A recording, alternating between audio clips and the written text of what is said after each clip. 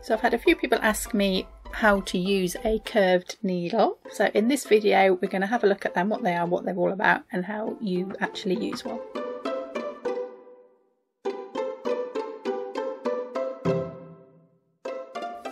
Okay, so I'm going to show you a couple of curved needles first and we see what they are. So this is one that we have in the shop. So this is a number 8 curved needle. If I put my finger next to it, you can see how big it is. So literally a curved needle, and quite a large eye on the end and quite a sharp point. And then we have a smaller one as well. So this is a number 10. So the larger the number, the smaller the needle. And this is a lot finer, still quite sharp, much smaller eye for this one, but the same curvature at it, so about the same size needle, but one's a lot finer than the other one. So those are the two needles that we're going to have a look at, and I'll tell you when to use which one and how to use each one. Okay, so when might you need to use one? So basically for any occasion where a straight needle might be a bit awkward. So probably the number 1 use would be for mounting your embroidery. So if you've got your embroidery around a board and you can't flex that board to move it to get the needle in, a curved needle works great for that. It's really good for mending things. So if you've got a stitch that's come out, or a bead that's fallen off, or a hole that needs repairing, you can use the curved needle on the surface of a finished piece of embroidery.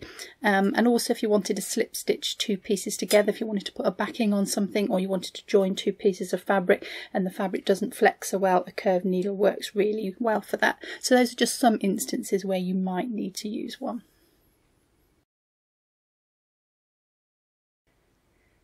So you need to use a curved needle differently from the way you would use a straight needle. If you use it the same way, you'll probably snap the needle. So there is a particular way of using it. So these are my 2 needles out of the bag, so you can see how much finer this number 10 is. So that you can see what I'm doing, I will demonstrate with the number 8. And I'm just going to put a thread in it. Now, thread that you can use, anything that will go through the eye, so be guided by that. I'm going to use a bright pink so you can see what I'm doing, and I just want to show you the movement that you do with the needle, because it's about that's the main difference really. So if I try and use it like a straight needle, I've got 2 fingers on it and I put it in the fabric, and it's quite unwieldy. I can't really have much control about where it's going. So get 3 fingers on it, that's my tip. So put 2 fingers underneath and your thumb on top. That way you've got lots of control with that. Trying to do it so that you can see it clearly. So 2 fingers on the back, thumb on the front. I've got 3 points of contact with that needle, so it's not going to bend all over the place. I've got good control over it. Now you need to go into the fabric in a curve. The needle is curved.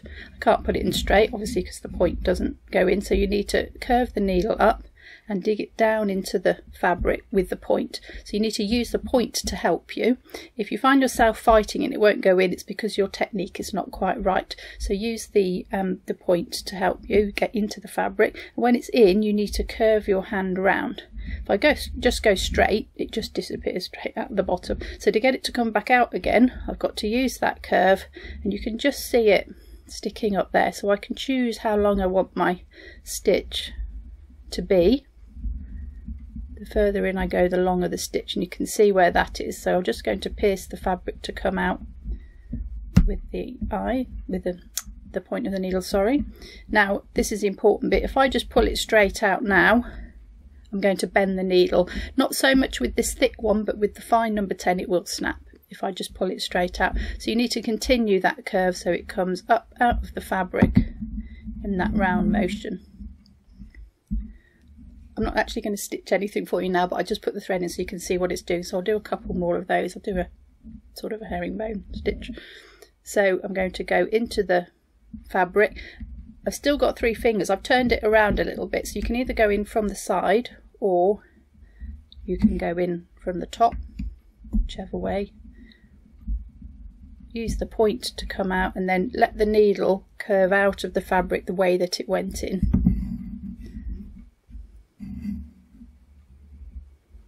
you want to do it from the side, so you can see I've still got 2 fingers and a thumb, so still 3 points of contact.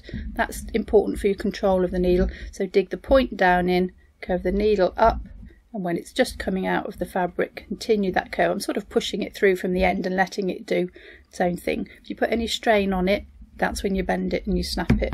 So work with your tools rather than against them. So I'll do that a couple more times. So dig the point in, and I've got, it's actually swapping over, so I've got 2 fingers on the back and a thumb on the front. When I've gone in the fabric, the thumb is on the front, 2 fingers on the back, so you can change your position to whatever's comfortable but still have those 3 points of contact. Curve the needle out the way that it came in to do your stitch. So if you were repairing something that had already been finished and it's already framed or mounted onto a board, then this is a great tool to use, because you can get into the fabric and you can make your repair or replace your stitch or whatever you need to do. If you try to do that with a straight needle, you can't push up underneath to get your fabric to move. So if the fabric won't move, you need the needle to move, so you use a curved needle. So I'm going to show you how to use it in a few other applications as well, so let's look at those now.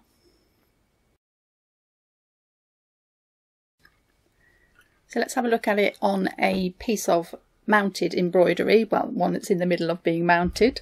I need my glasses for this one. So this is the back of the embroidery here, and I've turned my fabric over and pinned it, and I want to stitch the fabric down here. So this is on a hard board now, I can't flex my fabric, so use the needle. So I'm going to use the large needle again. This is quite good for heavy duty jobs with you know that you need to go through several layers of fabric, so I'm going to use the thick one for this. And I've just started it off, but I just want to show you the principle.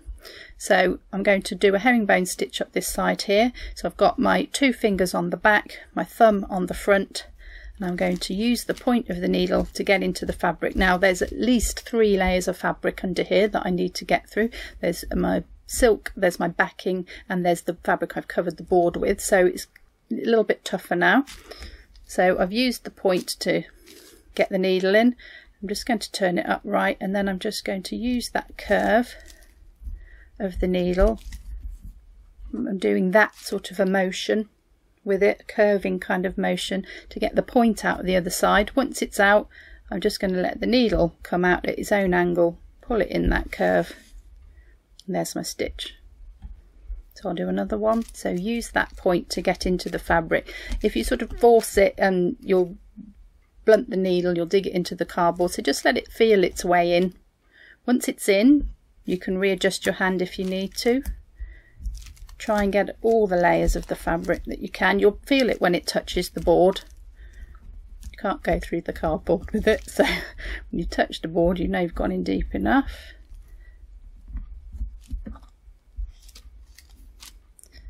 So the needle's come out, so just let it curve, come out in a curve, so you don't strain the needle and pull it tight. You can pick up a bit of speed, to sort of feel your way in there, but use the needle to do that for you.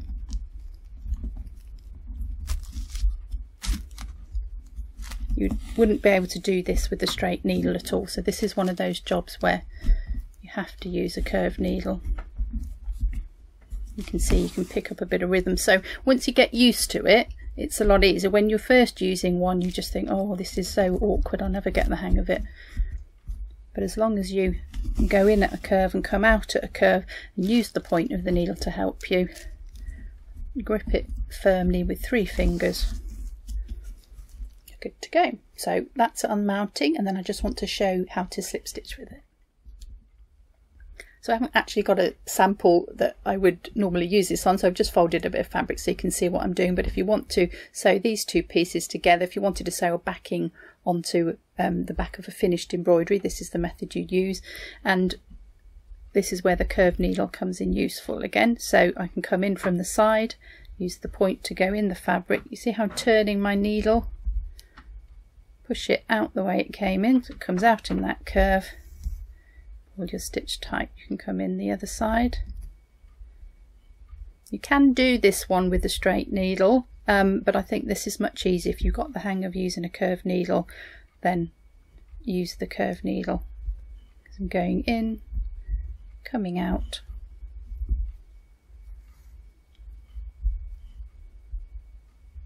in, curve the needle around, use the point to come through the fabric, come out.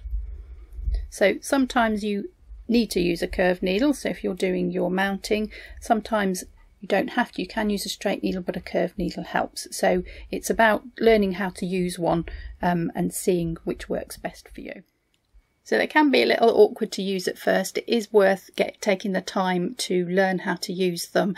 Once you do, you will wonder how you manage without them. And I keep one of each in my needle case, and if you need one, if you've dropped a stitch or if you need to finish something off, it's there ready to use. So I hope you found this useful, and we do sell these in the shop. You can find those in the link below this video, and if you've enjoyed the video, do give us a thumbs up. Don't forget to click the subscribe button to get notifications of when we upload something new, and we'll see you in the next video.